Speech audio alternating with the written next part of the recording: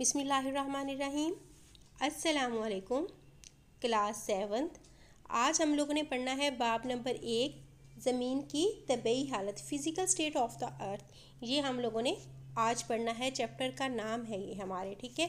और ज़मीन की अंदरूनी साख्त, ज़मीन की अंदरूनी साख्त के बारे में इंसान की जो मालूमात हैं वो बहुत ज़्यादा महदूद हैं। इंसान ज़मीन के बारे में मालूमात के लिए कभी ज़लज़ले की लहरों और कभी मकनातीसी क़ुव्वत और कभी कश्श शकल से मदद लेता रहा है। और हम लोगों ने लेकिन आज जो पढ़ना है वो लेयर ऑफ द अर्थ पढ़ना है, यानी कि ज़मीन की तहें।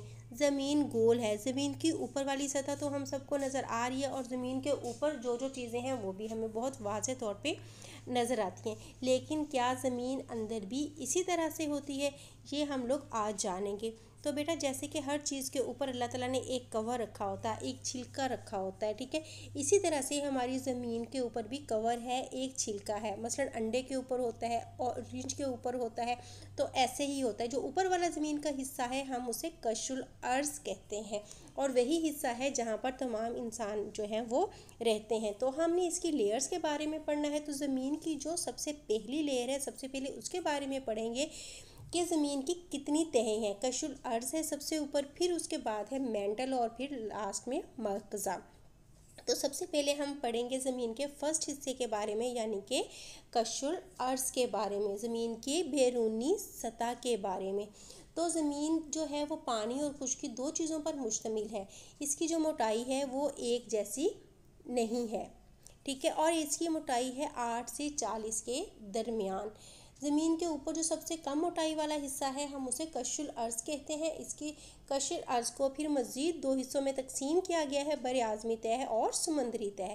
तो बरआज़मी तह जो कि बरआज़मों से बनी होती है, और दूसरी समंदरी तह जहाँ पे जानवर वगैरह सारी चीज़ें रहती हैं। जो बरआज़मी तह है वो सिलिकॉन और एल्युमिनियम के अनासर से बनी है और इसको सयाल भी कहते हैं। फिर दूसरी है समुद्री तह जो कि सिलिकॉन और मैग्नीशियम के अज्जा से बनी है और इसको सीमा भी कहते हैं। और ये हिस्सा ज़्यादातर इस हिस्से में मादनियात पाई जाती हैं। ये हो गया ज़मीन का पहला हिस्सा, यानी कि कशुल अर्ज़। और कशुल अर्ज़ के दो हिस्से थे जो कि हम लोगों ने पढ़ा। दूसरा हिस्सा है मेंटल। मेंटल जो है वो दरमियानी हिस्सा है, कशुल अर्ज़ के नीचे है, दो तहों पर मुश्तमिल है, जिसकी मोटाई 670 किलोमीटर है।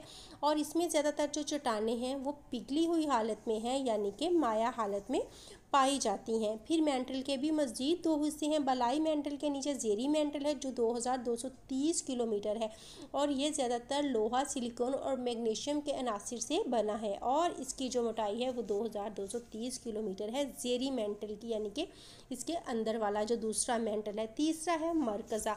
मरकज़े का कुर्रा मेंटल की तह के नीचे वाक़ है, यानी कि ये ज़मीन का तीसरा हिस्सा होता है। मरकज़े के भी दो हिस्से हैं, एक बैरूनी मरकज़ा और दूसरा अंदरूनी मरकज़ा, इनर कोर यानी कि आउटर कोर।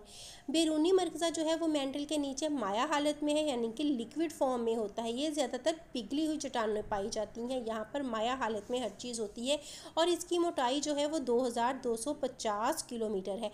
अंदरूनी मरकज़ा जो है वो लोहे और निकल से मिलकर बना है, और इसको नाइफ भी कहा जाता है। नाइफ क्यों कहते हैं? क्योंकि ये दो लफ्ज़ के इब्तदाई हरूफों से मिलकर बना है, लोहे के और निकल के। तो इनको मिलाने से नाइफ जो है वो वजूद में आए। ये कुर्रा ठोस है और बाकी सब कुर्रों से ज़्यादा वज़नी है, और इसकी जो मोटाई है वो 1220 किलोमीटर है। ये हो गया मरकज़े, और इसके भी मज़ीद दो हिस्से थे। बेटा, हम लोगों ने आज पढ़ा है कशुल अर्ज़ के बारे में, ज़मीन की तहों के बारे में कि ज़मीन की कितनी तहें हैं, कशुल अर्ज़, मेंटल और मरकज़ा। फिर हमने इनके मज़ीद आगे दो दो हिस्से पढ़े। मुझे उम्मीद है कि यह सारा टॉपिक बहुत अच्छे से आप लोगों को समझ में आ गया होगा।